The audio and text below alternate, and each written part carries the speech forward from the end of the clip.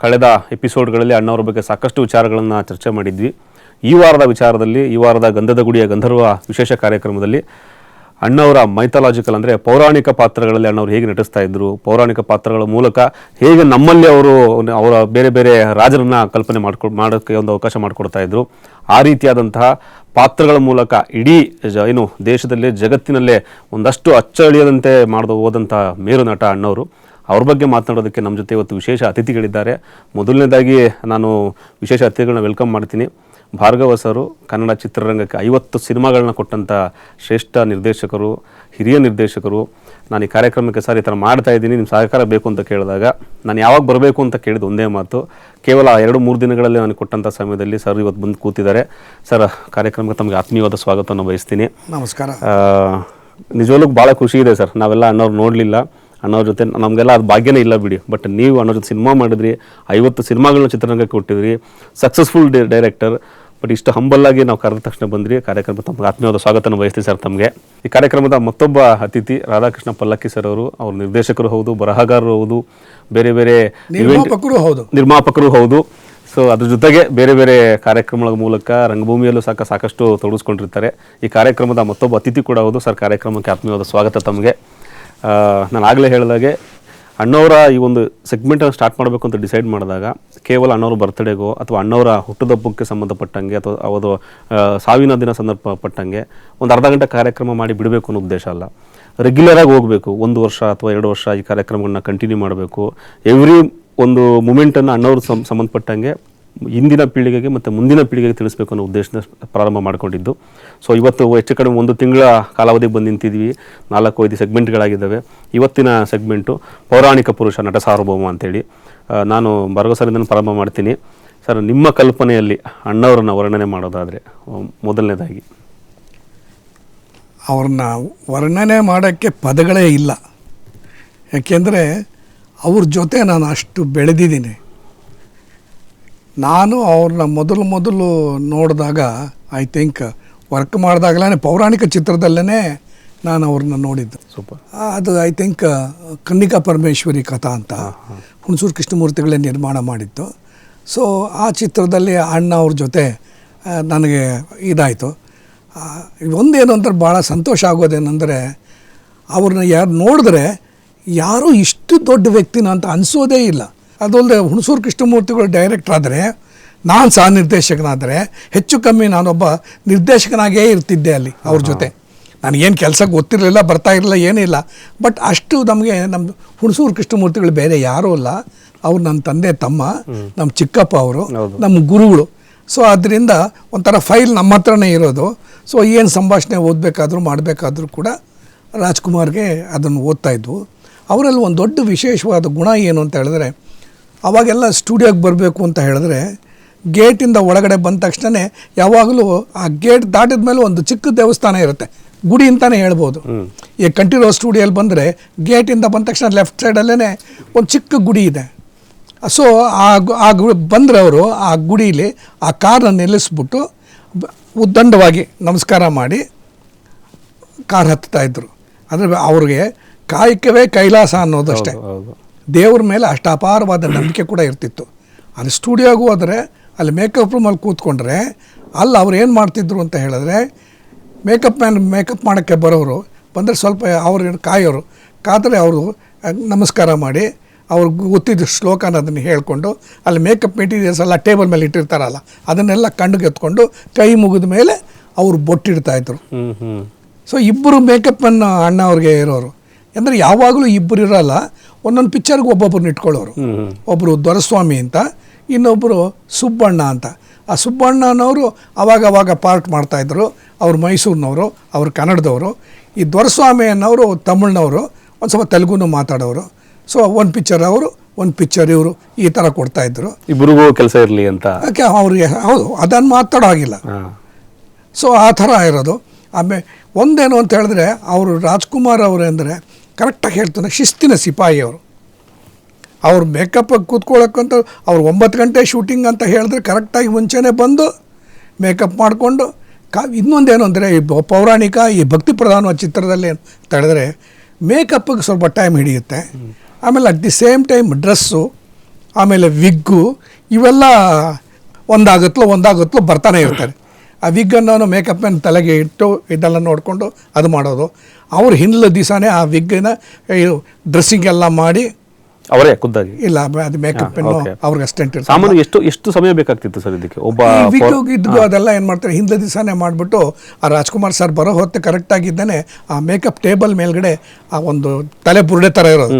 ಈಗ ನಾವೆಲ್ಲ ಬುರುಡೆ ನೋಡಿದೀವಲ್ಲ, ಈ ಬುರುಡೆ ಆ ಬುರುಡೆ ಮೋಲ್ಡ್ ಅದಕ್ಕೆ ವಿಗ್ ಹಾಕಿರೋದು ರೆಡಿ ಇಟ್ಟಿರೋದು ಕೊರ್ಸ್ ಅದು ಮೋಲ್ಡ್ ಬೇರೆ ಥರ ಇರೋದು, ಅಣ್ಣ ಥರ ಇರ್ತಿರ್ಲಿಲ್ಲ ಅದು. ಆ ವಿಗ್ ಇಟ್ಬಿಟ್ಟಿರೋರು.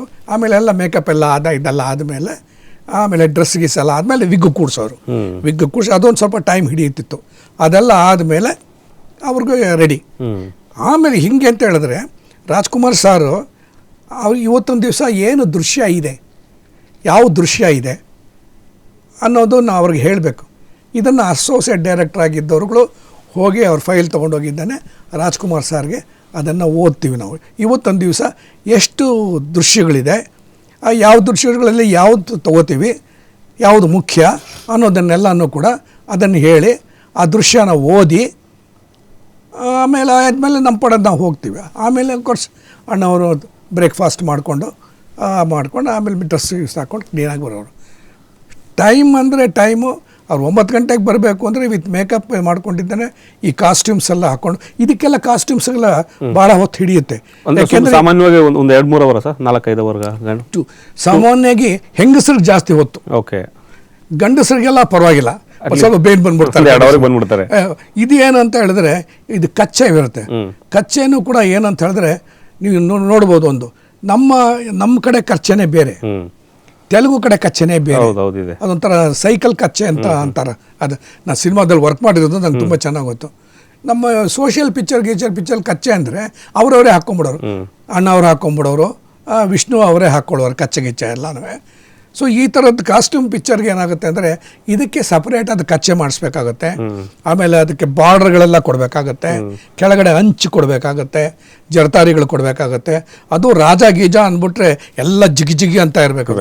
ಸೊ ಆ ಥರದ್ದೆಲ್ಲ ಮಾಡಿ ಸೆಟ್ಟಿಗೆ ಬರೋ ಹೊತ್ತಿಗೆ ಒಂದು ಸ್ವಲ್ಪ ಟೈಮ್ ಹಿಡಿತಿತ್ತು. ರಾಜ್ಕುಮಾರ್ ಜೊತೆ ಕೆಲಸ ಮಾಡಿದ್ದೀನಲ್ಲ, ಅದೇ ನನ್ನ ಪುಣ್ಯ, ಅದೇ ನನ್ನ ಭಾಗ್ಯ. ಅದರಿಂದ ನಾನು ಭಾಗ್ಯವಂತನಾದೆ. ಸರ್ ಒಂದು 2 ನಿಮಿಷ 3 ನಿಮಿಷ ಕಂಟಿನ್ಯೂಸ್ ಆಗಿ ಬಿಡಕ್ಕೆ ಮನ್ಸಾಗಲ್ಲ ಅಷ್ಟು ವಿಷಯಗಳು.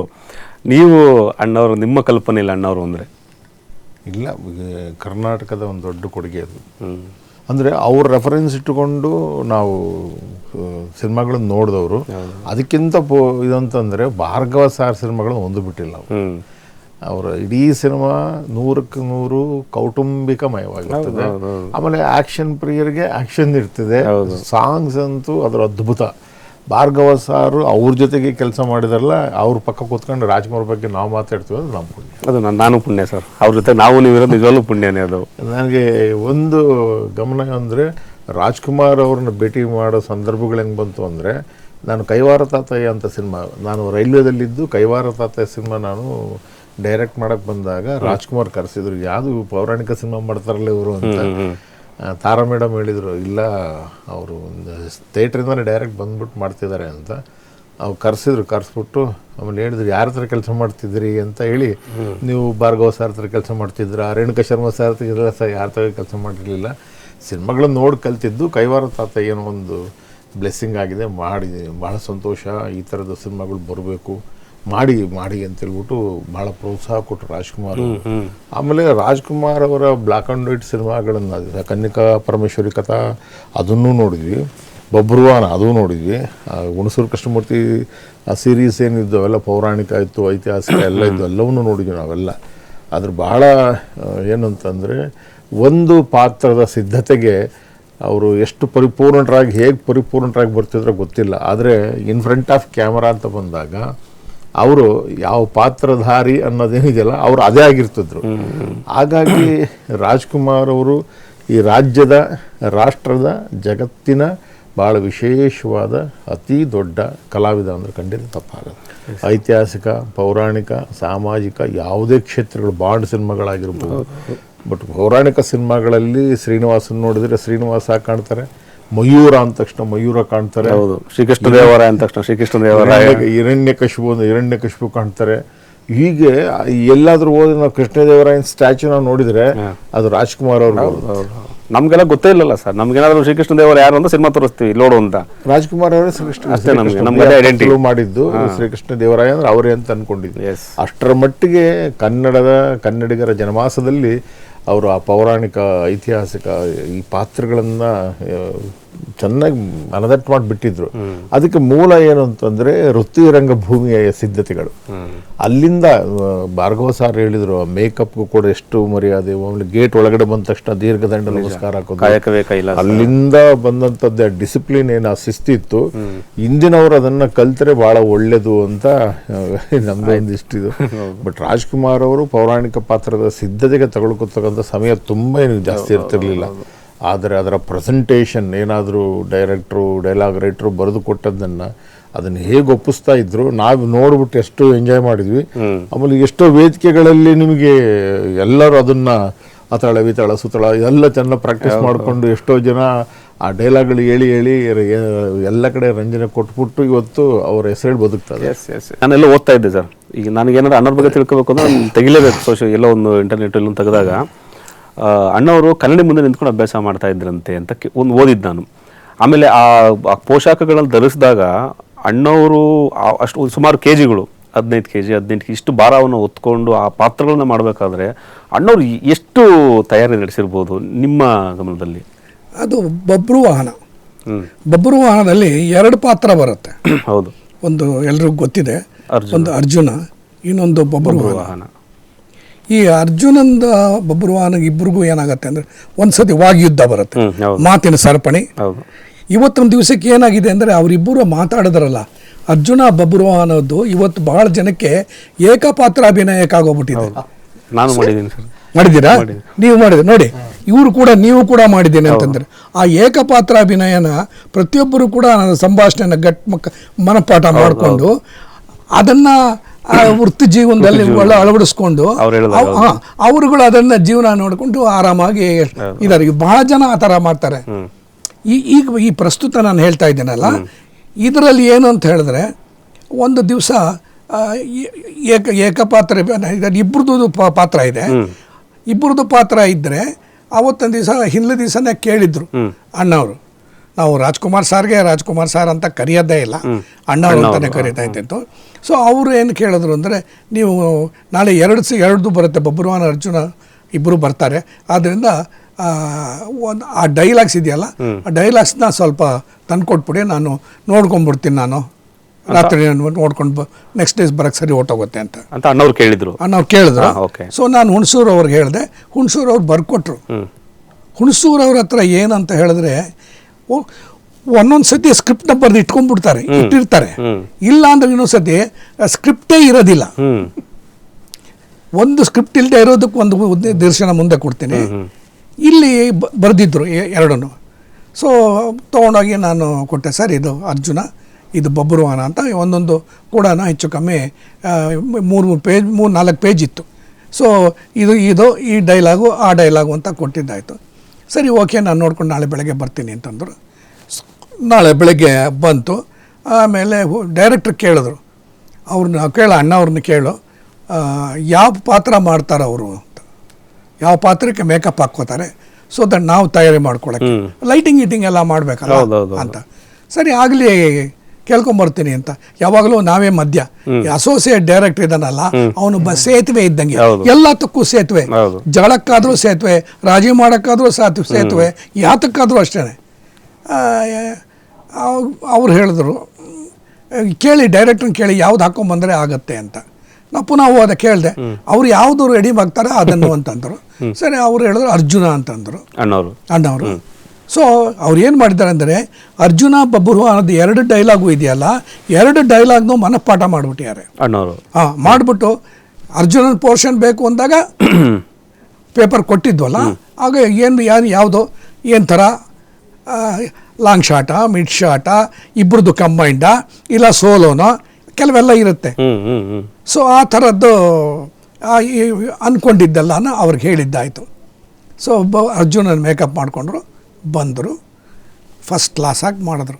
ಅದೇನು ನಮಗೇನಂತ ಹೇಳಿದ್ರೆ, ಅವ್ರಿಗೆ ಇನ್ನೊಂದಿದೆ, ಅವ್ರ ಡೈಲಾಗ್ ನಾನು ಹೇಳ್ತಾ ಇದ್ದೆ, ಯಾವಾಗಲೂ ನಾನೇ ಹೇಳ್ತಾ ಇದ್ದೆ.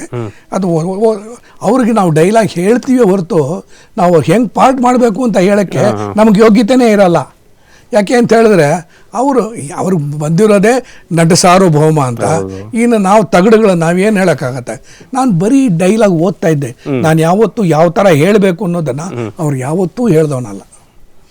ಆಮೇಲೆ ನಂತರ ಬಂದ ಕಲಾವಿದರಿಗೆಲ್ಲ ಹೇಳ್ತಾ ಇದ್ದೆ, ಅದು ಬೇರೆ ಪ್ರಶ್ನೆ. ಇಲ್ಲಿ ಹೇಳೋಕ್ಕಾಗೋದೇ ಇಲ್ಲ, ಡೈಲಾಗ್ ಓದ್ತಾ ಇದ್ದಿದ್ದು.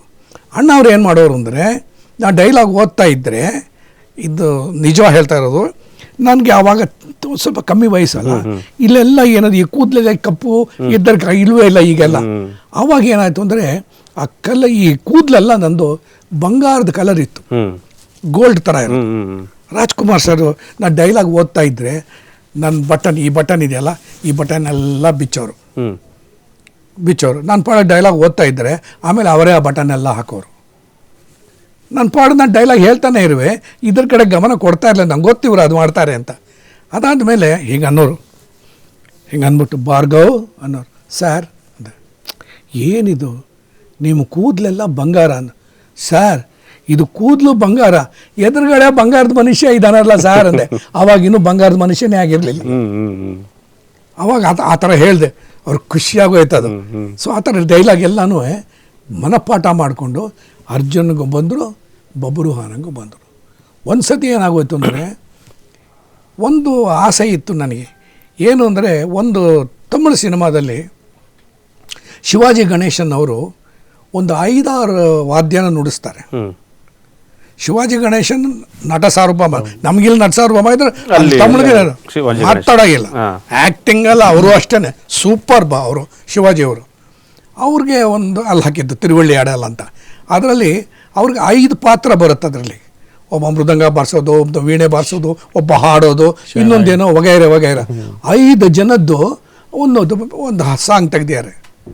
ಆ ಸಾಂಗು ನೋಡಿದ್ದೆ ನಾನು. ಮತ್ತು ಆವಾಗ ಚೆನ್ನೈಲಿದ್ದದ್ದು ನಾವೆಲ್ಲ ನೋಡಿದ್ರೆ ತುಂಬ ಇಷ್ಟ ಆಯಿತು.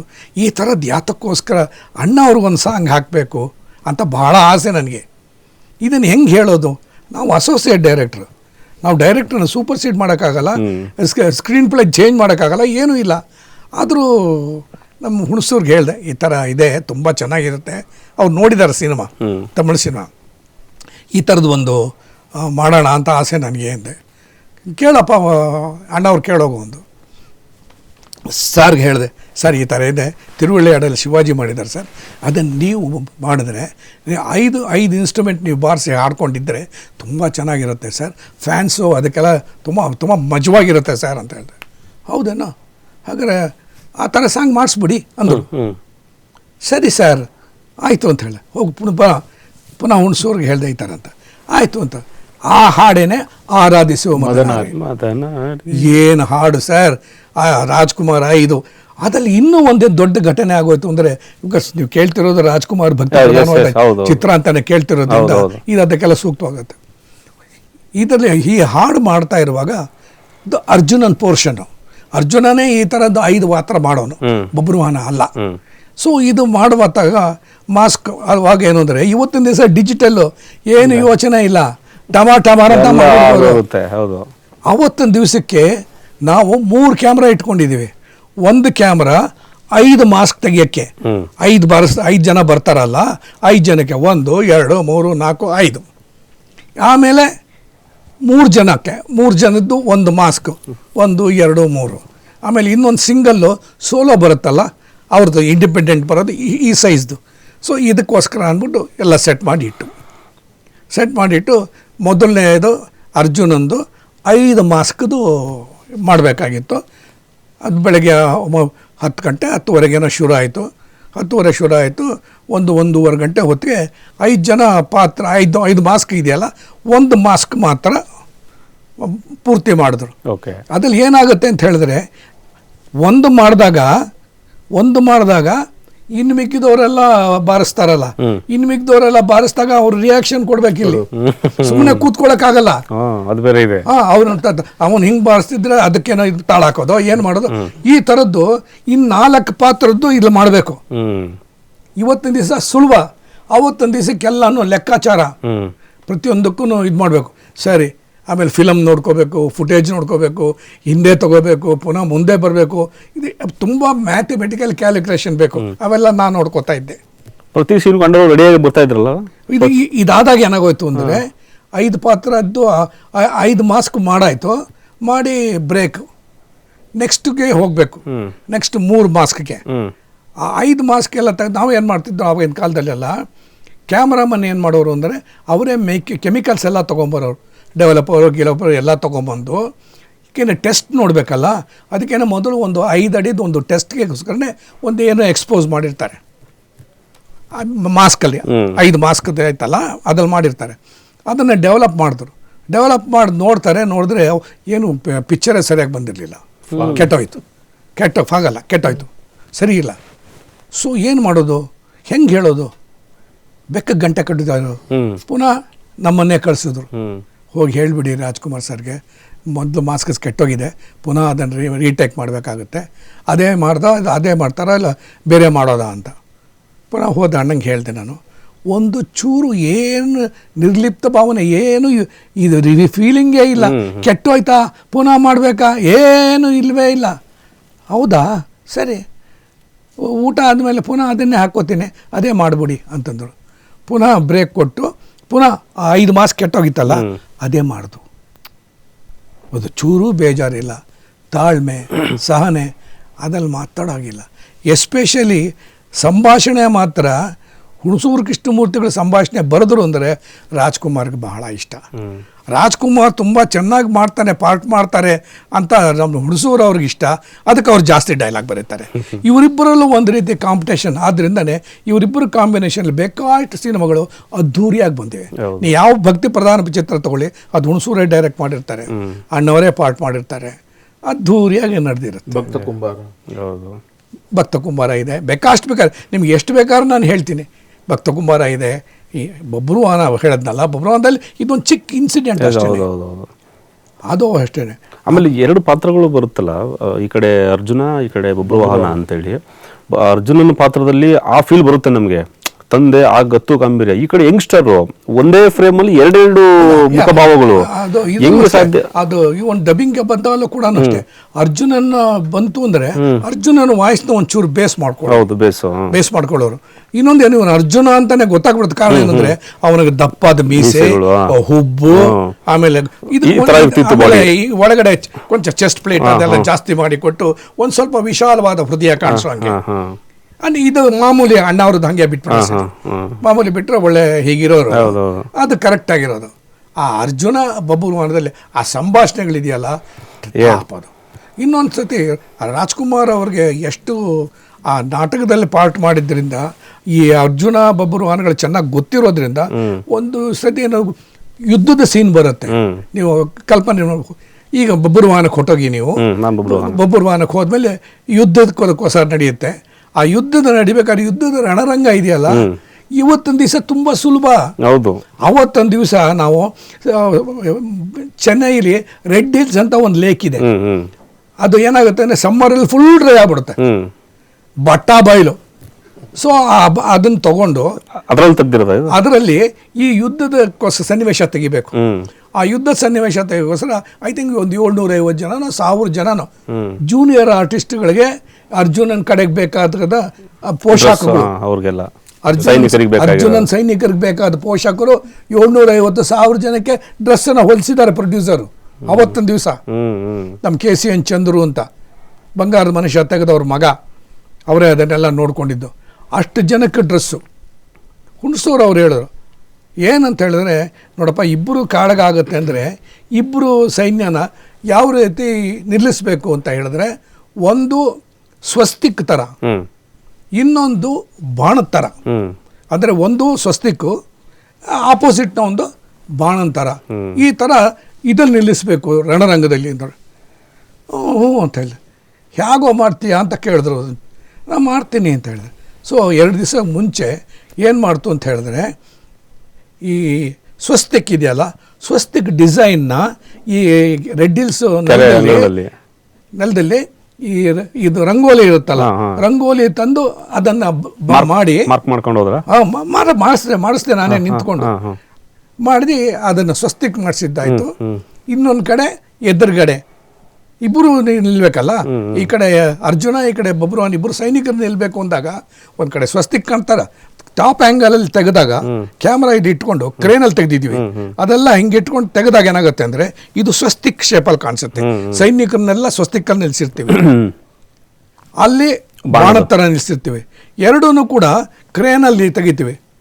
ಕ್ರೇನ್ ಇವತ್ತೊಂದು ದಿವಸಕ್ಕೆ ನಿಮಗೆ ಇದೆಲ್ಲ ಇದೆ, ಡ್ರೋನ್ ಇದೆ, ಡ್ರೋನ್ ಅಂತ ತಗೊಂಡು ಹೋಗ್ಬೋದು. ಅವತ್ತಿಲ್ಲ, ಅವತ್ತು ಕ್ರೇನು, ದೊಡ್ಡ ಕ್ರೇನು, ಆ ಕ್ರೇನಲ್ಲಿ ತೆಗ್ದಿದ್ದೀವಿ. ಅಲ್ಲಿ ಜಿರಾಫೆ ಫಸ್ಟ್ ಕ್ಲಾಸ್ ಆಗಿದೆ ಇದು. ಸೊ ಈ ಥರ ಸ್ವಸ್ತಿಕ್ಕೂ ಇದನ್ನು ನಿಲ್ಲಿಸಿ ಅವತ್ತಿನ ದಿವಸ ತೆಗೆದಿರೋದು.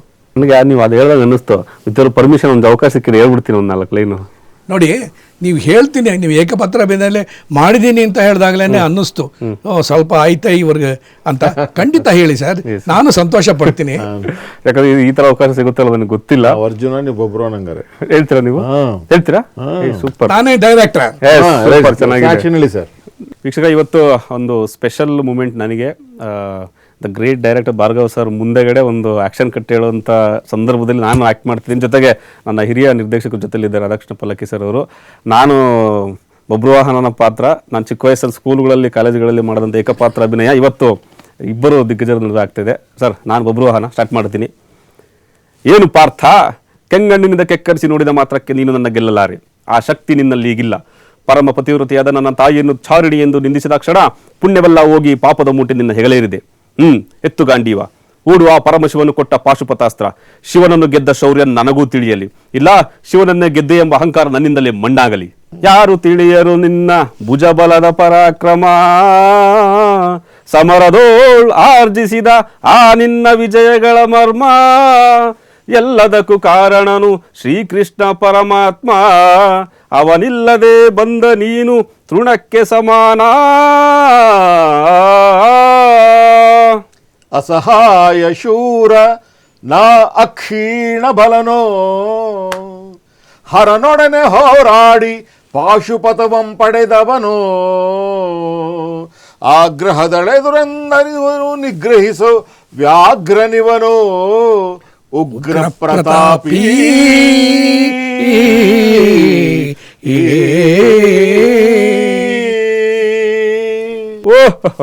ಉಗ್ರ ಪ್ರತಾಪಿಯೋ, ಸಭೆಯೊಳಗೆ ದ್ರೌಪದಿಯ ಸೀರೆಯನ್ನು ಸೆಳೆವಾಗ ಎಲ್ಲಿ ಅಡಗಿತ್ತೋ ನಿನ್ನ ಶೌರ್ಯ.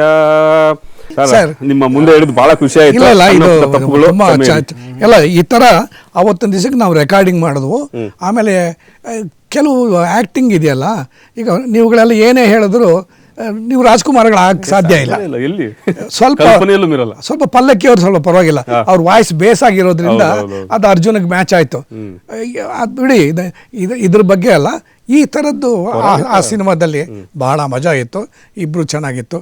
ಅದ್ರ ಜೊತೆಗೆ ಇನ್ನೊಂದು ಏನಾಗೋಯ್ತು ಅಂತ ಹೇಳಿದ್ರೆ, 3 ಜನ ಹೀರೋಯಿನ್ ಹಾಕಿದ್ದೀವಿ ಸ್ವಾಮಿ. ಅದರಲ್ಲಿ 3 ಜನ ಹೀರೋಯಿನ್. ಒಂದು ಸರೋಜಮ್ಮ, ಸರೋಜಾದೇವಿಯವರು ನಾವು ಸರೋಜಮ್ಮ ಅಂತ ಕರಿತಿದ್ದದ್ದು. ಇನ್ನೊಂದು ಕಾಂಚನ, ಅವಾಗ ತಾನೇ ಬರ್ತಾ ಇದ್ರು ಜಯಮಾಲ ಅವರು. ಸೊ ಈ 3 ಜನ ಹೀರೋಯಿನ್ಗಳು ಇಟ್ಕೊಂಡು, ಅಂದರೆ 3 ಜನಕ್ಕೂ ಕೂಡ ಕಾಸ್ಟ್ಯೂಮ್ಗಳು, ಕಚ್ಚೆ, ಅದಕ್ಕೆಲ್ಲನೂ ಹೇಳ್ತಾರೆ ಕಚ್ಚೆ. ಎಲ್ರಿಗೂ ಕಚ್ಚೆ, ಅದು ಹೆಂಗಸರಿಗೆಲ್ಲ. ಹಾಗೆ ಎಲ್ಲನೂ ಗಂಡಸರಿಗೂ ಕಚ್ಚೆ, ಹೆಂಗಸರಿಗೂ ಕಚ್ಚೆ. ಸೊ ಈ ಥರದ್ದೆಲ್ಲ ಡ್ರೆಸ್ಗಳೆಲ್ಲ ಮಾಡಿಕೊಂಡು ಅದ್ಧೂರಿಯಾದ ಸಿನಿಮಾ ಅದು. ತುಂಬ ಚೆನ್ನಾಗಿ ಬಂತು ಅದು. ಅದ್ರ ಜೊತೆ ಕೆಲಸ ಮಾಡಿದ್ದ ಪುಣ್ಯ ಅದು ನನಗೆ ಸೇರಿದ್ದು. ಕೋರ್ಸ್ ಹುಣಸೂರು ಕೃಷ್ಣಮೂರ್ತಿಗಳ ಸಾಹಿತ್ಯದ ಬಗ್ಗೆ, ಆಮೇಲೆ ರಾಜ್ಕುಮಾರ್ ಅವರ ಅಭಿನಯ ಮಾತಾಡೋಲ್ಲ. ತಾರಾ ಮೌಲ್ಯ ಮಾತ್ರ ತುಂಬ ಚೆನ್ನಾಗಿತ್ತು. ಸೊ ಆ ಥರ ಬೇಕಾಷ್ಟು ಜನ. ಬಬ್ರುವಾಹನ್ ಅನ್ನೋದು ಇವತ್ತಿನ ಕನ್ನಡ ಚಿತ್ರರಂಗಕ್ಕೆ ಈಗ ಬರುವಂಥ ಯಂಗ್ಸ್ಟರ್ಸ್ಗೆ ಏನಾದರೂ ನಿಮಗೆ ಪೌರಾಣಿಕ ಸಿನಿಮಾ ಮಾಡಬೇಕು ಅನ್ನೋದಾದರೆ ಅದೊಂಥರ ಲ್ಯಾಂಡ್ ಮಾರ್ಕ್ ಸಿನಿಮಾ ಇದ್ದಾಗ. ಅದು ಕರೆಕ್ಟಾಗಿ ಹೇಳೋದಾದರೆ, ರಾಜ್ಕುಮಾರ್ ಅವರು ಒಂದು ಎನ್ಸೈಕ್ಲೋಪೀಡಿಯಾ, ಒಂದು ಕನ್ನಡಕ್ಕೆ ಒಂದು ಡಿಕ್ಷನರಿ. ಯಾರ್ಯಾರು ಪಾರ್ಟ್ ಮಾಡಬೇಕು ಅಂತ ಹೇಳಿದ್ರೆ ಆ ಥರ ಪುಟಕ್ಕೆ ಹೋಗ್ಬಿಟ್ಟು ತೆಗೆದು ನೋಡಿದ್ರೆ ನಿಮ್ಗೆ ಆ ಅಭಿನಯ ಕಾಣಿಸುತ್ತೆ. ಈಗ ನೀವು ಯಾರು ರಾಜ್ಕುಮಾರ್ ಒಂದು ರಾಕ್ಷಸನ್ ಪಾರ್ಟ್ ಮಾಡಿದ್ದಾರೆ, ಆ ರಾಕ್ಷಸನ್ ಪಾರ್ಟ್ ನೀವು ಮಾಡ್ತಿದ್ದೀರಾ, ನಿಮಗೆ ಅದಕ್ಕೆ ಬೇಕು, ಅದಕ್ಕೆ ಬೇಕಾದ ಏನ್ ಬೇಕು, ಅದಕ್ಕೆ ಮಹಿಷಾಸುರ ಮರ್ದಿನಿ ನೋಡಿ, ಇಲ್ಲ ಸತಿಶಕ್ತಿ ನೋಡಿ, ಸತಿಶಕ್ತಿಲಿ ಅದ್ಧೂರಿಯಾಗಿ ಮಾಡಿದ್ದಾರೆ. ಆಮೇಲೆ ಇನ್ನೂ ಬೇಕಾ ಆ ರೌದ್ರಾವತಾರ ಅದು ಇದು ಬೇಕು ಅಂತ ಹೇಳಿದ್ರೆ ಭಕ್ತ ಪ್ರಹ್ಲಾದಲ್ಲಿ ಹಿರಣ್ಯಕಶಿಪು, ಹೌದು, ಆ ಮೀಸೆ ಗೀಸೆ ಆ ಇದು ಗದೆ ಹಿಡ್ಕೊಂಡು ಹಿಂಗೆ ನಿಂತ್ಕೊಳ್ಳೋದು, ಮಾತಾಡೋಗಿಲ್ಲ ಅವರು. ಎಲ್ಲ ಒಂದೇನು ಅಂತಾರೆ, ಯಾವುದೋ ಇಂಟರ್ವ್ಯೂಲಿ ರಾಜ್ಕುಮಾರೇ ಹೇಳಿದ್ದಾರೆ, ಏನು ಸರ್ ನೀವು ಪರಕಾಯ ಪ್ರವೇಶ ಮಾಡ್ತಿದ್ದಾರೆ ಪಾತ್ರದಲ್ಲಿ ಅಂತ. ಇಲ್ಲ ಆ ಪಾತ್ರ ಪರಕಾಯ ಪ್ರವೇಶ ಮಾಡ್ತಿದ್ದೆ ಅಂದರು, ನಮ್ಮನ್ನೇ ಅದು ಮಾಡ್ತಿದೆ ಅಂತ. ಅದೇ ಆವರಿಸ್ಕೊಂಡ್ಬಿಟ್ಟಿದೆ ಅಂತ ಹೇಳಿದ್ರು ಅವರು. ಸೊ ಆ ಥರ ಅವ್ರು ಹೇಳಿರೋದು, ಇದು ನಂದಲ್ಲ. ಸೊ ಆ ಥರ ಆ ಪಾತ್ರಕ್ಕೆ ಬೇಕಾದ ಪೂರ್ವ ಸಿದ್ಧತೆ ಅದು ಒಬ್ಬರ ಹತ್ರನೇ ನನ್ನ ಎಕ್ಸ್ಪೀರಿಯನ್ಸಲ್ಲಿ ನಾನು ನೋಡಿರೋದು ಓನ್ಲಿ ರಾಜ್ಕುಮಾರ್, ಇನ್ನು ಮಿಗ್ದವ್ರು ಯಾರೂ ಇಲ್ಲ. ನಾನು ಮತ್ತೆ ಇದೆ ಸರ್ಚಿಂಗಲ್ಲಿದ್ದಾಗ ನನಗೆ ಸಿಕ್ಕಿದ್ದು ಅಣ್ಣವ್ರು ಸ್ಟಾರ್ಟ್ ಮಾಡಿದ್ದೆ ರಣಧೀರ ಕಂಠೀರವ ಸಿನಿಮಾದಿಂದ, ಮೈಥಾಲಜಿಕಲ್ ಅಥವಾ ರಾಜರ ಪಾತ್ರಗಳು ಅಂತೇಳಿ. ಅವತ್ತಿಗೆ ಅದು ಕಲಾವಿದರು ಸೇರ್ಕೊಂಡು ಮಾಡಿದಂಥ ಸಿನಿಮಾ. ಅದು ಅವತ್ತೊಂದು ದಿವಸಕ್ಕೆ ಇವ್ರು 4 ಜನ ಸೇರ್ಕೊಂಡು ಮಾಡಿದ್ದ ಸಿನಿಮಾ ಅದು. ಬಾಲಣ್ಣವರು, ಸಾರಿ ಬಾಲಕೃಷ್ಣನ್ಗೆ ಬಾಲಣ್ಣವರು, ರಾಜ್ಕುಮಾರ್ ಸಾರು, ಜಿ ವಿ ಅಯ್ಯರು, ಆಮೇಲೆ ನರಸಿಂಹರಾಜು ಅವರು, ಈ 4 ಜನನು ಸೇರಿ ನಿರ್ಮಾಣ ಮಾಡಿದ ಚಿತ್ರ. ಅವತ್ತೊಂದು ದಿವಸಕ್ಕೆ ಏನಾಯ್ತಿತ್ತು ಅಂತ ಹೇಳಿದ್ರೆ ಕನ್ನಡದಲ್ಲಿ ಸಿನಿಮಾಗಳು ಬರ್ತಾ ಇರಲಿಲ್ಲ. ಸೊ ಅದಕ್ಕೋಸ್ಕರ ಇವರುಗಳು ನಾಟಕದಲ್ಲಿ ಪಾರ್ಟ್ ಮಾಡಿ ಅದಲ್ಲಿ ಬರ್ತಲ್ಲ ದುಡ್ಡು ಲಾಭ, ಆ ಲಾಭದಲ್ಲಿ ರಣಧೀರ ಕಂಠೀರವ ಶುರು ಮಾಡಿದ್ರು. ತೆಗೆದಿದ್ದೇ ಮೂಲಧನ ಅಂತಾರಲ್ಲ ಆ ಚಿತ್ರದಲ್ಲಿ. ಸೊ ಅದು ಚೆನ್ನಾಗಿ ಆಯಿತು, ಚೆನ್ನಾಗಿ ನಡೀತದು ರಣಧೀರ ಕಂಠೀರವ. ಅದೊಂದು ಡೈಲಾಗ್ ನೆನಪಿದೆ, ಎಲ್ಲರೂ ಒಡೆಯಕ್ಕೆ ಬರ್ತಾರೆ ಸೈನಿಕರು, ಒಂದು ಸಿಂಹವನ್ನು ಒಡೆಯಲು 20 ಕುರಿಗಳು ಅಂತೇಳಿ ನಗ್ತಾರೆ. ಅಪ್ಪ ಅದನ್ನ ನೋಡ್ತೀರ ಮೈ ಜುಮ್ಮನ್ನುತ್ತೆ, ಹೆಂಗೆ ಅದೆಲ್ಲ ಸಾಧ್ಯ ಅನ್ನೋದು. ಅವತ್ತಿಗೆ ಮೊದಲ ಸಿನಿಮಾ ಆದ್ರೂ ಕೂಡ ಆ ಪೌರಾಣಿಕ ಕಥೆಗಳು ಅವ್ರಿಗೆ ನಾಟಕದ ಎಕ್ಸ್ಪೀರಿಯನ್ಸ್. ಅದಕ್ಕೆ ಅವ್ರು ನಾಟಕದಲ್ಲಿ ಪಾರ್ಟ್ ಮಾಡಿದ್ರಿಂದಾನೇ ಸಂಭಾಷಣೆ ಆಗಲಿ ಹಾಡುಗಾರಿಕೆ ಆಗಲಿ ಅವ್ರ ಮನದಟ್ಟಾಗಿ ಬಂದ ಕಾರಣ ಏನು ಅಂದರೆ ಅವ್ರ ನಾಟಕದ ಅಭಿನಯ. ಅವಾಗೆಲ್ಲ ಏನಂತಂದರೆ ಕೆಲವರೆಲ್ಲ ಹಾಡೋರು, ಕೆಲವ್ರಿಗೆಲ್ಲ ಏನು ಮಾಡೋದಂದ್ರೆ ಮುನ್ಗಡೆ ಕೂತ್ಕೊಂಡು ನೇಪಥ್ಯದಲ್ಲಿ ಒಬ್ರು ಹಾಡೋರು ಹಲ್ಲಕ್ಕೆ ಹಾರ್ಮೋನಿಯಂ ಇಟ್ಕೊಂಡು ಹೌದು ಆಮೇಲೆ ಎತ್ಕೊಡೋದು ಅದೆಲ್ಲ. ಇಲ್ಲಿ ಏನಂದ್ರೆ ಈಗ ರಾಜ್ಕುಮಾರ್ ಅವ್ರುಗಳೆಲ್ಲ ಅವರೇ ಹಾಡೋರು. ಆ ಹಾಡಿದ್ರಿಂದಾನೇ ಅವ್ರು ಅವತ್ತೊಂದು ದಿವಸ ಹಾಡ್ತಾ ಇದ್ರು. ಆಮೇಲೆ ಬಹಳ ದಿವಸಗಳಾದ ಮೇಲೆ ಸಂಪತ್ತಿಗೆ ಸವಾಲಲ್ಲಿ ಇದು ಮಾಡಿದ್ರು, ಅಲ್ಲಿಂದ ಗಾಯನ ಅಲ್ಲಿಂದಾನೇ ಅದು ಇದು ಟ್ರ್ಯಾಕೇ ಚೇಂಜ್ ಆಗೋಯ್ತು. ರಾಜ್ಕುಮಾರ್ ಆ್ಯಕ್ಟ್ರಿಗಿಂತ ಈಗಲಿ ಸಿಂಗರ್ ಆಗ್ಬಿಟ್ಟಿದ್ದೇನೆ ಅಲ್ಲಿಂದಾನೆ. ಅದಕ್ಕೆ ಮುಂಚೆ ಮೂರು ಹಾಡು ಅಣ್ಣವ್ರು ಹಾಡಿದ್ರು, ಅಷ್ಟಾಗಿ ಅದು ಪಾಪ್ಯುಲರ್ ಆಗಿಲ್ಲ. ಮಹಿಷಾಸುರ ಮರ್ದಿನಿ ಪ್ರಕಾರ ಸಂಪತ್ತಿಗೆ ಸವಾಲು ಅದಕ್ಕೆ ಮುಂಚೆ ಅದು ಯಾರಿಗೂ ಗೊತ್ತಿರಲಿಲ್ಲ ಅಷ್ಟೇ. ಅದನ್ನೆಲ್ಲ ಹಾಡ್ಸಿದ್ದೇನೆ ಜಿ ಕೆ ವೆಂಕಟೇಶ್. ಸಂಪತ್ತಿಗೆ ಸವಾಲು ಹಾಡ್ಸಿದ್ದು ಜಿ ಕೆ ವೆಂಕಟೇಶ್. ಅವ್ರು ತಮ್ಮ ಅನ್ನೋರು, ರಾಜ್ಕುಮಾರ್ನ ಇವ್ರು ತಮ್ಮ ಅನ್ನೋರು. ಸೊ ಅವ್ರಿಗೆ ಅದು ಕ್ಲಿಕ್ ಆಗೋಯ್ತು. ಅವ್ರು ಎಲ್ಲ ಥರಲ್ಲೂ ಕ್ಲಿಕ್ ಆಗ್ಬಿಟ್ರು. ಏನು ತಗೋತೀರಾ, ಎಕ್ಸಸೈಸ್ ಮಾಡಬೇಕಾ, ಯೋಗದಲ್ಲಿ ತೆಗೆದಿದ್ದಾನೆ ಆ ಹೊಟ್ಟೆ ಒಳಗಡೆ ಕರುಳು ಲೊಳಕ ಆಗೋಯ್ತು. ಹಠಯೋಗ, ಆಮೇಲೆ ಇದು ಕರಾಟೆ ಕಲ್ತ್ಕೋಬೇಕು ಅಂತ ಅದಕ್ಕೆ ಕಲ್ತರು. ಇನ್ನೊಂದೇನಂದ್ರೆ ಅವರು ಒಳ್ಳೆ ವಿದ್ಯಾರ್ಥಿ ಅಂತ ನಾನು ಹೇಳ್ತೀನಿ. ಅವ್ರು ಏನು ಕಲ್ತ್ಕೋಬೇಕು ಅಂತಿದ್ರು ಅದನ್ನು ಭಾಳ ಚೆನ್ನಾಗಿ ಕಲ್ತ್ಕೋತಾ ಇದ್ರು. ಫಾರ್ ಎಕ್ಸಾಂಪಲ್ ಸಿತಾರ್ ಕಲ್ತ್ಕೋಬೇಕಾಗಿತ್ತು ಒಂದು ಸಿನಿಮಾದಲ್ಲಿ, ಸುಮ್ಮನೆ ಡೊಯ್ ಅಂತ ಬಾರಿಸೋದು ಚೆನ್ನಾಗಿರಲ್ಲ, ಕಂಪ್ಲೀಟ್ ಫಿಂಗರ್ ಮೂವ್ಮೆಂಟ್ಸ್ ಎಲ್ಲ ಬರಬೇಕಲ್ಲ. ಅದಕ್ಕೋಸ್ಕರ ಸಿತಾರ್ ಕಲ್ತ್ಕೊಂಡ್ರು. ಆ ಸಿತಾರನ್ನ ದೊರೆ ಭಗವಾನ್ ಅಂತ ದೊರೆ ಇದ್ದಾರಲ್ಲ ಕ್ಯಾಮ್ರಾಮನ್ ಅವರು, ಅವ್ರ ಅಣ್ಣ ಒಬ್ಬರು, ಅವ್ರು ಹೇಳ್ಕೊಟ್ರು ಇವ್ರಿಗೆ. ಇವ್ರು ಎಷ್ಟು ಚೆನ್ನಾಗಿ ಕೆಲಸ ಮಾಡ್ತಾಯಿದ್ರು ಅಣ್ಣವರು ಅಂದರೆ, ಆ ಸಿತಾರನ್ನ ಚೆನ್ನೈಯಿಂದ ಬೆಂಗಳೂರಿಗೆ ಬರುವಾಗ ಅವರೇ ಎತ್ಕೊಂಬರೋರು. ಅದನ್ನು ಕಾರಲ್ಲಿ ಕಳಿಸ್ಬಿಡೋದು, ಇನ್ನೊಬ್ರು ಕೇಳ್ಕೊಡೋದು ಅಲ್ಲ, ಅವರೇನೆ ಸಿತಾರನ್ನ ಎತ್ಕೊಂಬರೋರು, ಕಲ್ತ್ಕೊಂಡ್ರು. ಅದೇ ಥರ ನುಡ್ಸೋರು. ಹೀಗೆ ಏನು ಪಾತ್ರ ಅವರು ಆ ಪಾತ್ರ ಒಪ್ಕೊಂಡ್ರೆ ಆ ಪಾತ್ರಕ್ಕೆ 100ಕ್ಕೆ 100 ಅಂಕ ಕೊಟ್ಟು ಪಾರ್ಟ್ ಮಾಡಿದ್ದಾರೆ ಅನ್ನೋದಕ್ಕೆ ಎಲ್ಲ ಚಿತ್ರಗಳು ಸಾಕ್ಷಿ. ಇನ್ನೊಂದು ಸಿನಿಮಾ ನಾನು ಹೇಳ್ತೇನೆ, ಅದು ಎಕ್ಸ್ಟ್ರಾರ್ನರಿ ಸಿನಿಮಾ. ಯಾವುದು ಅಂತ ಹೇಳಿದ್ರೆ ಇದು ಭಕ್ತ ಕುಂಬಾರ ರಾಜ್ಕುಮಾರ್ ಮಾಡಿದ್ದು ಈಗಿನ ಸಿನಿಮಾ. ಹಿಂದೆ ಗೋರಕುಂಬಾರ ಬಹಳ ಹಿಂದೆ ಅದನ್ನು ಹೊನ್ನಪ್ಪ ಭಾಗವತರು ಮಾಡಿದ್ರು. ರಂಗಭೂಮಿ ಗೋರಕುಂಬಾರ ಅದು ನಾಟಕ, ಸಿನಿಮಾ ಅದು ಬಹಳ ದಿವಸ ಆಯಿತು, ಬ್ಲ್ಯಾಕ್ ಆ್ಯಂಡ್ ವೈಟ್ ಅದು. ಸೊ ರಾಜ್ಕುಮಾರ್ಗೆ ಆಮೇಲೆ ಇದಕ್ಕೆ ಈ ಚಿತ್ರ ಇನ್ನೊಂದ್ಸತಿ ರೀಮೇಕ್ ಮಾಡಿದ್ರೆ ಚೆನ್ನಾಗಿರುತ್ತೆ ಅಂತ. ಸೊ ಈಗ ಇದಕ್ಕೆ ಅಲ್ಲಿ ಗೋರಕುಂಬಾರ ಅಂತ ಇಟ್ಟಿದ್ದು, ಇದು ಭಕ್ತ ಕುಂಬಾರ ಅಂತ ಇಟ್ಟಿದ್ದೇನೆ ಮಾಡ್ತು. ಅದರಲ್ಲಿ ಏನು ಅದಲ್ಲ ಅವ್ರ ಅಭಿನಯ ಇದೆಯಲ್ಲ ಆ ಎಕ್ಸ್ಟ್ರಾಡನರಿ, ಅದು ಮಡಿಕೆ ಮಾಡೋದು, ಇದು ಹಾಡುಗಳು ಅಷ್ಟೇ, ಒಂದೊಂದು ಹಾಡು ಕೂಡ ಆಣಿಮುತ್ತು ಅಂತ ಹೇಳ್ಬೋದು. ಅದು ಭಾಳ ಚೆನ್ನಾಗಿದೆ. ಹುಣಸೂರು ಅವ್ರದ್ದು ಸಾಹಿತ್ಯ ಭಕ್ತ ಕುಂಬಾರದಲ್ಲಿ ತುಂಬ ಟಾಪ್. ನಾವೆಲ್ಲ ಚಿಕ್ಕ ವಯಸ್ಸಲ್ಲಿ ನೋಡ್ತೀವಿ ಸರ್ ಸಿನಿಮಾನ. ನಾನು ನಿಜಾನೇ ಕೈ ಹಿಂಗ್ ಕಡಿಯೋದು ಹೋಗೋದು ಅದೆಲ್ಲ ಗ್ರಾಫಿಕ್ಸ್ ಎಲ್ಲ ಏನಿಲ್ಲ, ಅದು ಹೆಂಗಿರ್ತಾರೋ ಗೊತ್ತಿಲ್ಲ, ಹಂಗೆ ಮಾಯ ಆಗೋದು, ಕೈ ಹಿಂಗ್ ಹೋಗಿರೋದು. ಹೇಳ್ತೀನಿ ಅದನ್ನು ಕೂಡ.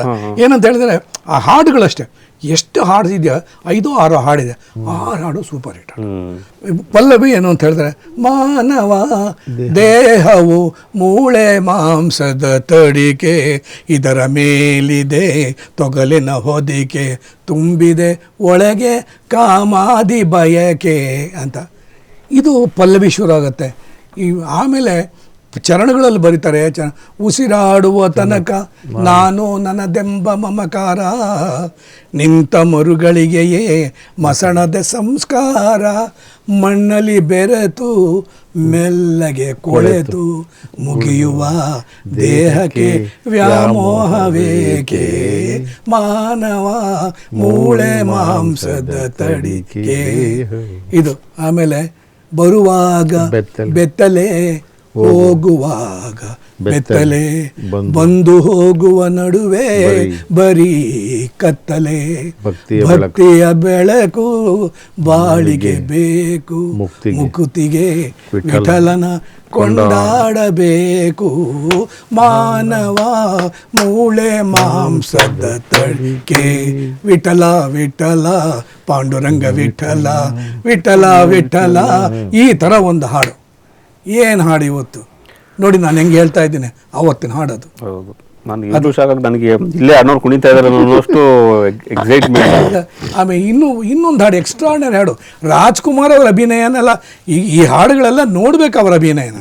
ಓ ಮೈ ಗಾಡ್, ಅವ್ರ ಥರ ಇನ್ನೊಂದು ಹಾಡು ಭಾಳ ಚೆನ್ನಾಗಿದೆ. ಕಂಡೆ ಹರಿಯ ಕಂಡೆ ದೇವಾದಿ ದೇವ ಧನುಜಾರಿ ವಂದ್ಯ ಧರಣೀಶನ ದಿವ್ಯ ಚರಣ ಕಮಲ ಯುಗವ ಕಂಡೆ ಹರಿಯ ಕಂಡೆ. ನನಗೆ ಒಂದಿದೆ ಸರ್, ಯಾಕಂದರೆ ನೀವು ಒಂದು ಅಕ್ಷರನೂ ಮರ್ತಿಲ್ಲ ನೀವು ಆ ಸಿನಿಮಾದ ಹಾಡುಗಳಲ್ಲಿ.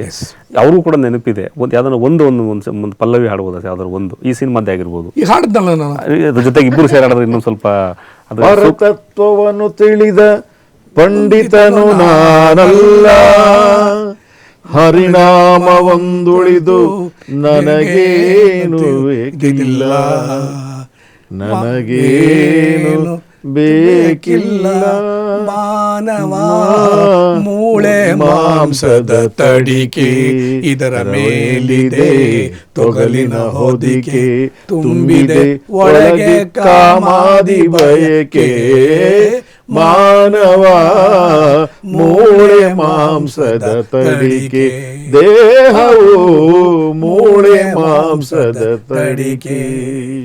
ಓಕೆ, ನಾನಂತೂ ಧನ್ಯ ಇವತ್ತು.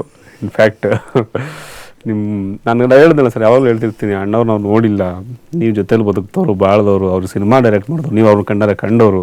ನಾನಂತೂ ಧನ್ಯ ಈ ಜನ್ಮಕ್ಕೆ. ನಾನೇ ಪುಣ್ಯವಂತ ಅನ್ಕೊಂಡಿದ್ದೀನಿ. ನಾನು ಬಂದಾಗಲೂ ಹೇಳ್ತಾ ಇದ್ದೆ, ನಾನು ಮಾಡ್ತಾ ಇಲ್ಲ ಕಾರ್ಯಕ್ರಮ ಅಥವಾ ನಾವು ಮಾಡ್ತಾ ಇಲ್ಲ, ಅಣ್ಣವರೇ ಮಾಡೋಗಿ ನೀನು ಒಳ್ಳೇದಾಗುತ್ತೆ ಅಂತೇಳಿ ಬಿಟ್ಟಿರೋದು. ಮೋಸ್ಟ್ಲಿ ಇದಾದ್ಮೇಲೆ ನಾನು ನನ್ನ ಜೀವನ ಏನಾಗುತ್ತೋ ಅನ್ನೋ ಥರ ಬ್ರೈಟ್ ಹೋಗುತ್ತೆ ಅನ್ನೋ ಥರ. ಜೊತೆಗೆ ನಿಮಗೆ ಕಾಡುವಂಥದ್ದು ಅಣ್ಣವರ ಪೌರಾಣಿಕ ಸಿನಿಮಾಗಳಲ್ಲಿ ಈ ಸಿನಿಮಾ ನನಗೆ ಇವತ್ತಿಗೂ ಎವರ್ಗ್ರೀನ್ ಅಂತ ಯಾವುದಿರುತ್ತೆ ಸರ್ ನಿಮಗೆ? ನಾನಾರು ಕಶ್ಯಪ ಬ್ರಹ್ಮನ ಮಗ, ದಿದಿಗರ್ಭ ಸಂಜಾತ, ವಿಧಾತನಿಂದ ವಿಧಿಬರಹವನ್ನೇ ಬದಲಿಸಿ ಮರಣವನ್ನೇ ಮೆಟ್ಟಿ ನಿಂತ ಮಹಾವೀರ, ಅಡಿಯಿಟ್ಟರೆ ಬಿರಿಯುವುದು ಭೂಮಿ, ತಲೆ ಎತ್ತಲೆ ಬೆಚ್ಚುವುದು ಬಾನು, ಕೈ ಎತ್ತಲೆ ನಡುಗುವುದು ಸೃಷ್ಟಿ. ಆದ್ರೆ ಆ ಸಿನಿಮಾ ಮಾಡುವಾಗ ಬಹಳ ಇದು ಅಂದ್ರೆ ಸಾರಿಗೂ ಗೊತ್ತು, ಕಪಲ ಥಿಯೇಟರ್ ಬಿದ್ದೋಗ್ಬಿಡ್ತು.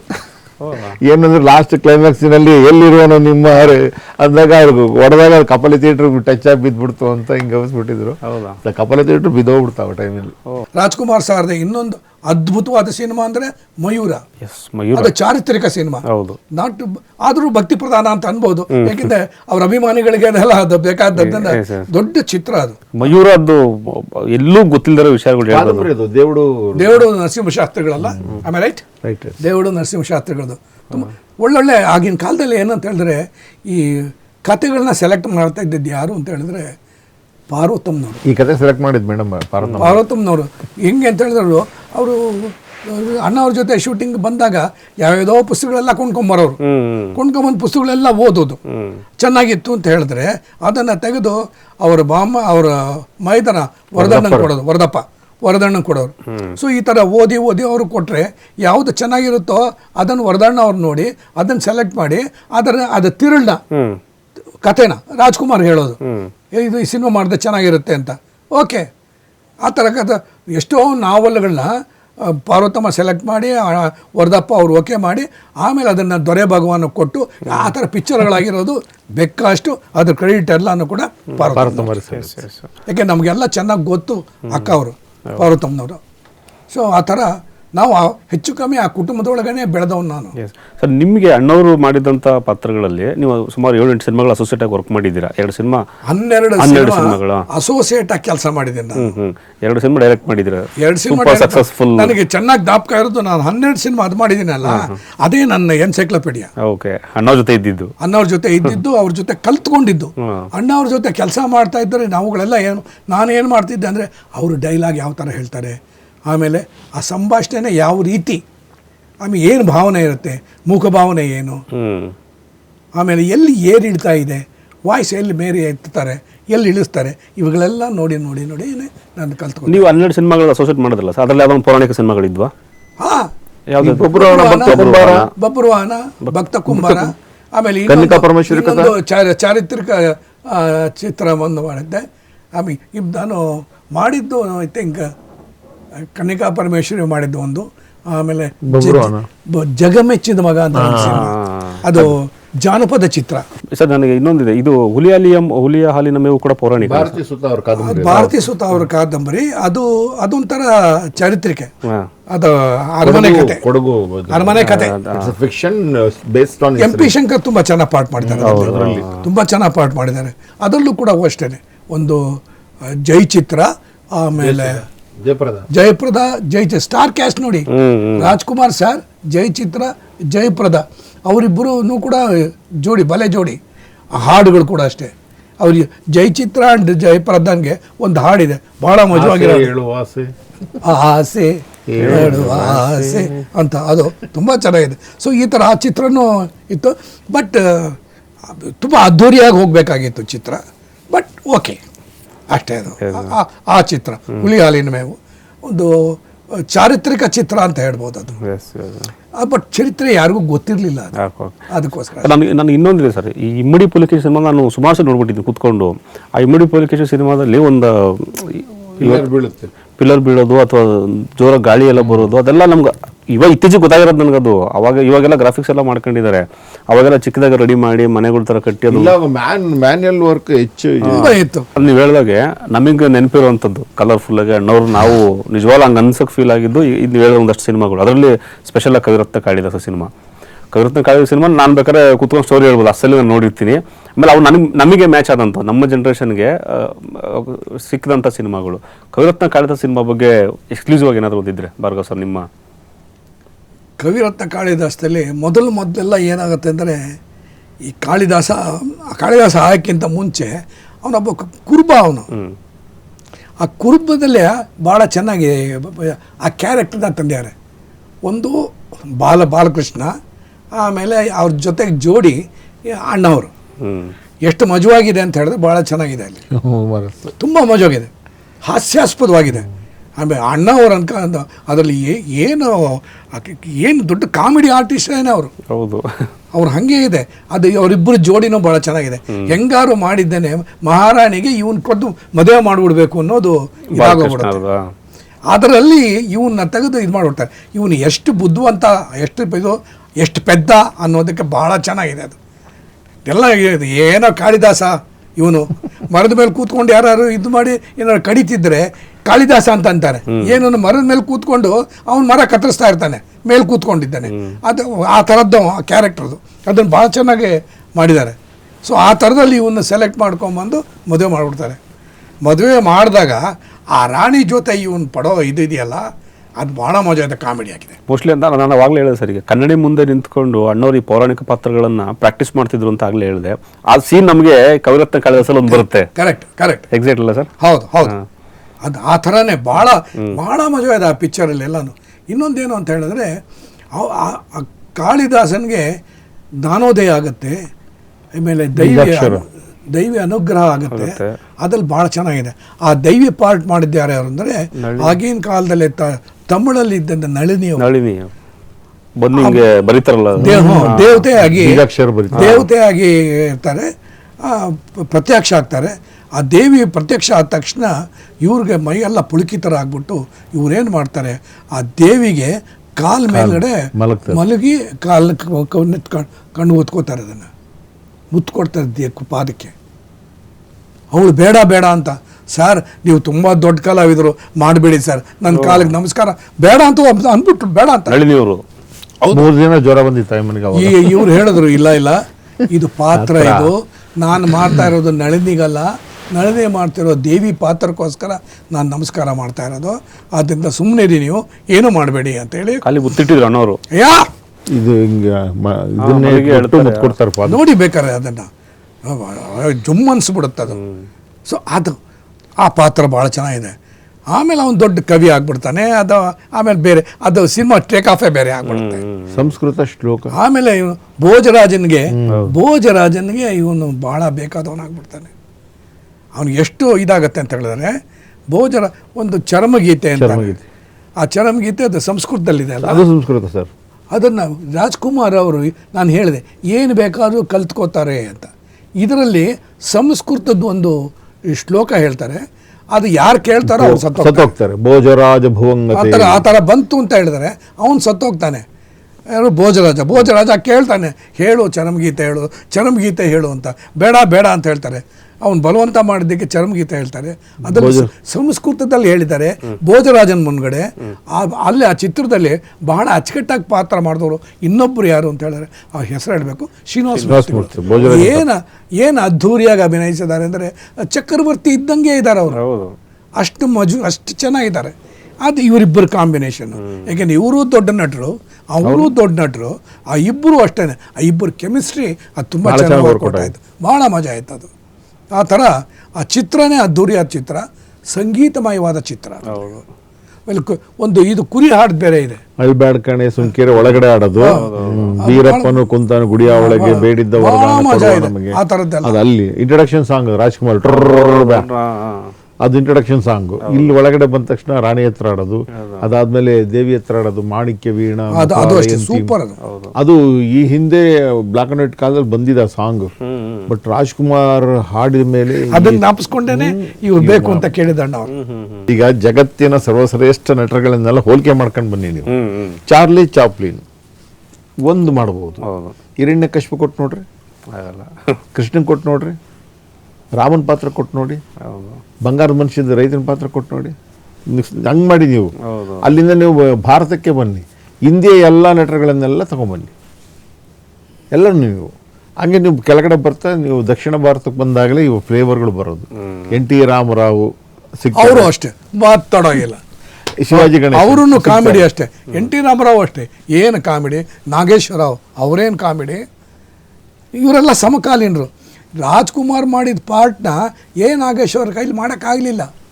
ಭಕ್ತ ಕುಂಬಾರ ತೆಲುಗಲ್ಲಿ ಮಾಡಿದ್ರು, ತೆಲುಗಲ್ಲಿ ಮಾಡಿದಾಗ ಮಾಡಿದ್ಮೇಲೆ ಇವರೇ ನಾಗೇಶ್ವರವೇ ಹೇಳ್ಬಿಟ್ರು, ನೀವು ಮಾಡಿದಷ್ಟು ಚೆನ್ನಾಗಿ ಬಂದಿಲ್ಲ ಅಂತಲೇ ಹೇಳ್ಬಿಟ್ರು. ಬಬ್ರುವಾಹನದ್ದು ಇದು ನಾಗಚೇತು ಆ ಥರದ್ದೊಂದು ಸಿನಿಮಾ ಅಕ್ಕಿನೇನಿ ನಾಗೇಶ್ವರರಾವ್ ಮಾಡಿದ್ದು.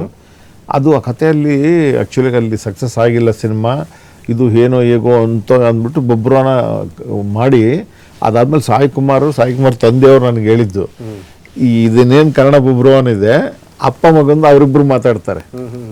ಸೊ ಪುದಿಪೆದ್ದಿ ಜೋಗೇಂದ್ರ ಶರ್ಮಾ ಅವರು ಅರ್ಜುನಂದು, ಆಮೇಲೆ ಬೊಬ್ರವಾನಂದು ಸಾಯಿ ಕುಮಾರ್ ಮಾತಾಡ್ತಾರೆ. ರಾಜ್ಕುಮಾರ್ ಅವರು ಕರೆದು ಅಲ್ಲೂ ತೆಲುಗಲ್ಲಿ ಈ ಸಿನಿಮಾ ಅಲ್ಲಿ ಮೊದಲು ಮಾಡಿದ್ದು ಅಕ್ಕಿನೇನಿ ಮಾಡಿದ್ದು ಫೈಲು, ಈ ಸಿನಿಮಾ ಡಬ್ಬಿಂಗ್ ಆಗಿ ಹೋಗಿದ್ದು ಸೂಪರ್ ಹಿಟ್ ಸಿನಿಮಾ.